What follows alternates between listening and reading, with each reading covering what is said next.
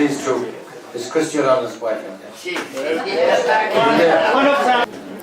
evening. I was thinking about Tom McCarthy a couple of weeks ago.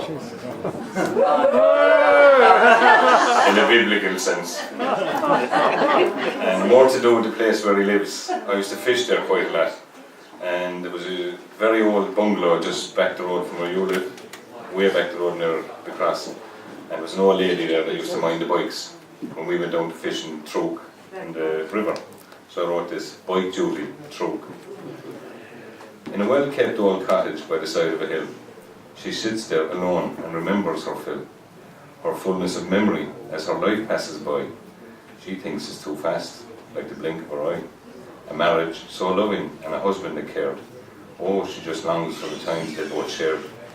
The happy ones when the kids all appeared, and even the sad ones, some of which she feared. They've made a road now at the end of her lane, and she watches still, but it's never the same. Cars zoom by all day and all night, and sometimes they crash and she wakes with a fright. The children visit and ask her to come live with them, and always she refuses, saying it would be a mortal sin.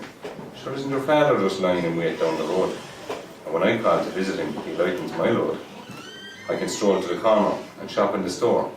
I'm a simple woman, and I could want for no more. But the young fellas come to fish in the stream past the dike, and each of them ask if I could mind their old bike. It's no bother to me, as I rarely ever go out. And if they get lucky in the stream, then for supper I get trout. And who'd mind their stuff if I go live in the city? Your father be left alone, and that's a bare pity. I sit by my door, it's half open, half closed, and I recall all of you as you stood there imposed. As each of you left to get on with your chosen life, your sisters with husbands, and you with your wife. And each of you ask if I would come live with ye. But where would I sit? And who then would I see? I can tend to my life and see you one and all, as I look out my door, and memories I recall. This cottage was built by your father here on this ground, and until I am finished with life, here I will be found.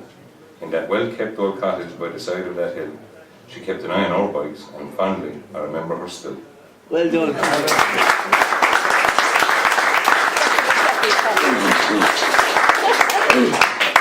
This is another one for both Tom and Martin O'Brien. They'll remember these guys very well.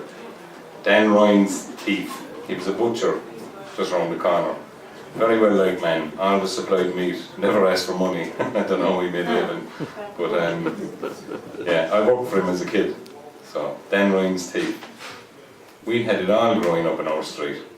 We had Dan Ryan the butcher, who supplied all our meat. I used to wear spuds for him right after school. And for wages, I got to take some home. I was no fool. And if I worked all day on Saturday in his small shop, he'd give me some money and the odd pork chop, as well as a bag to take home to the mother. I was a good lad, he'd say, not like the others. Until one day, Jimmy Donnelly asked could he help out. He wanted to learn what butchering was all about. His intentions were good, but his motive left a lot to be desired. And within a few weeks, I was branded a thief and fired. While weighing spuds in the back room, I'd seen him at the till, pocketing some cash, and now I'd had my fill. Clever little sod, he was off like a rocket, and told Dan I was stealing, slipping that note into my pocket. And here I was, unbelievably branded a thief. The beatings that followed caused me untold grief, and for weeks I was shunned by family and friends.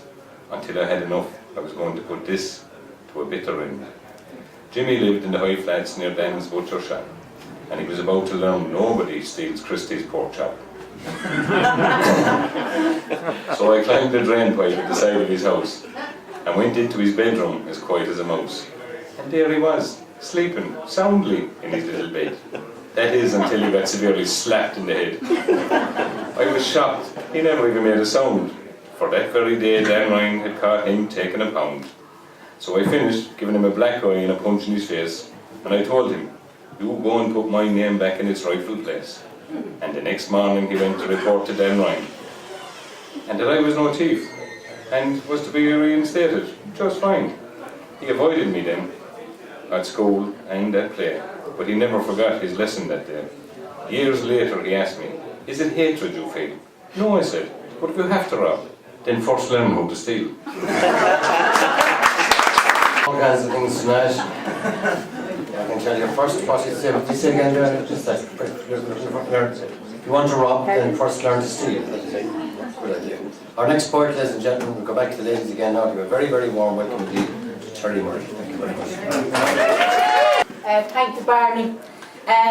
My friend Marion drove me to see my mother in a nursing home in Westmeath, and she has Alzheimer's, but sometimes she knows me and other times she doesn't.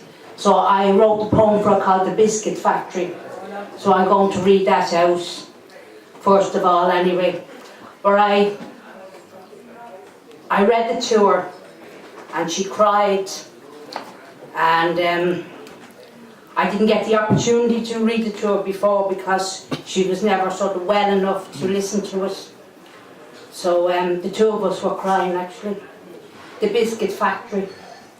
The biscuit factory is closing down, where in your 18th year you learn the alchemist tricks of mixing flour and water and pass them on to me.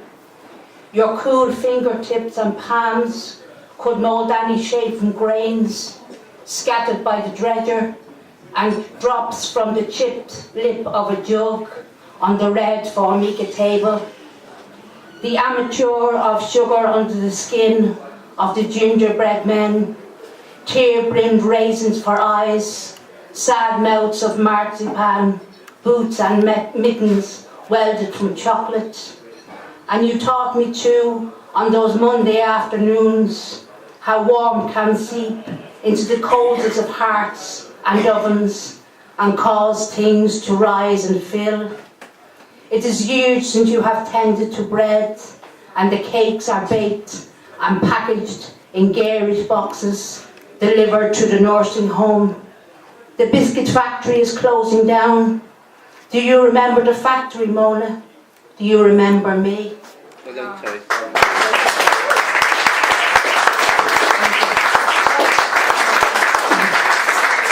I'll read this poem for my friend Bertha, who was returned from abroad. I know she likes it. It's Departure at 8:05. From boyhood, hands sheathed in diesel and engine oil, he worked the goods. Unloaded wagons by moonlight, shoulders straining under the weight of barley, beef and sugar beet. For years the amber eye of his watchful lantern blinked at the signpost in his mind. Junctions, siding cities and market towns where signal boxes bore rusted nameplates, rivets to the landscape of his dreams.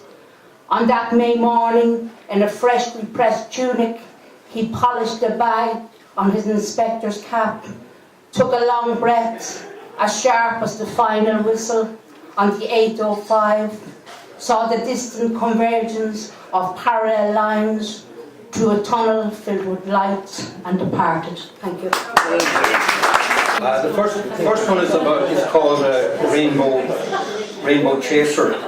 A rainbow chaser is a dreamer, a well-wisher, and it was inspired by a very fine rainbow that we had over the city just at the beginning of the month. Rainbow Chaser. In pastel streams it strokes the sky, rising from a source nearby, with red and orange, yellow, green, blue, indigo and violet seen. What purpose serves a thing so grand against sky grey, this coloured band? Rumour has it pots of gold are hidden deep wherever it grows, but no one knows of any man who ever found or says he can that spot the spectrum touches down. Those thought clever, it's proved a clown. And yet it springs delighting eye in arched arcade across the sky. No keystone place to hold it there, it soon dissolves in vapour air. But not before we chase it round, corners, streets and places bound, by walls and trees using guile, before we stop and have to smile. It is a game for all to play, imagined pots of gold in clay, here and there, right where you live. It tells you search, have hope and give. Some time anew to treasures lost, when values slipped to favour cost.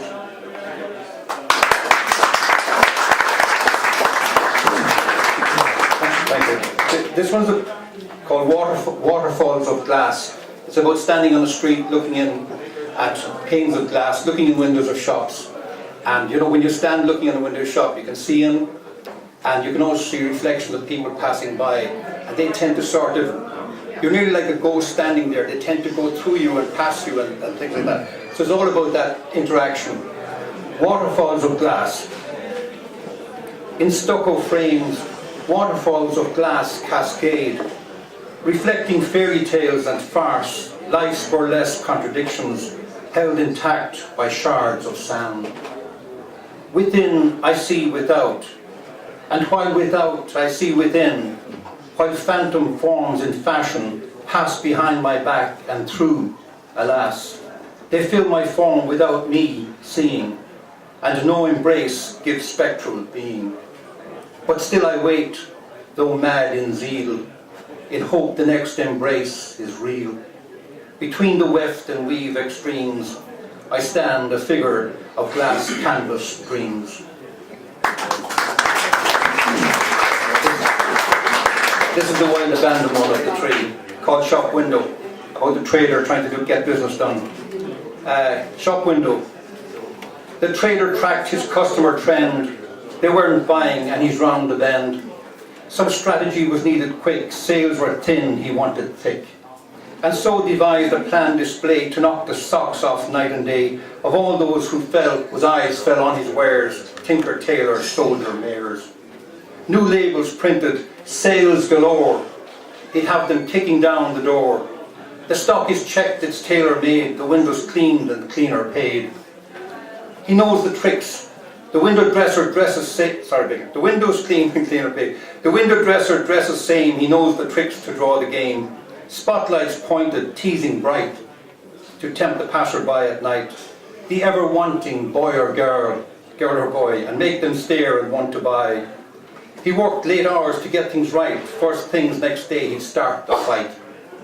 And slept real sound, so sure was he'd found the profit-making key.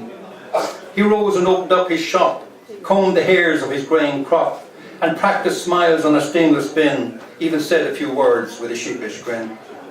And then inside, from his favourite spot, he watched, was footfall there or not. At first they passed without a glance, then a couple stopped by chance. He didn't move but watched their gaze, these perfect specimens for his displays. Intent they peered in pondered mode, he tried to read their facial code. Their body language stiffened up. At last he said, they've sipped the cup. The art, this skill of my display has done the deed, and now they'll pay. Just then the male turned and walked away. Unsure his partner stayed, at least from her he'd make some hay. Outside the window, left and right, she turned and turned, then she took flight. Confused, the trader rushed the door. Outside he checked from top to floor, his goods displayed, how could they miss? Then overheard the fleeing miss, I told you my bum was big in this.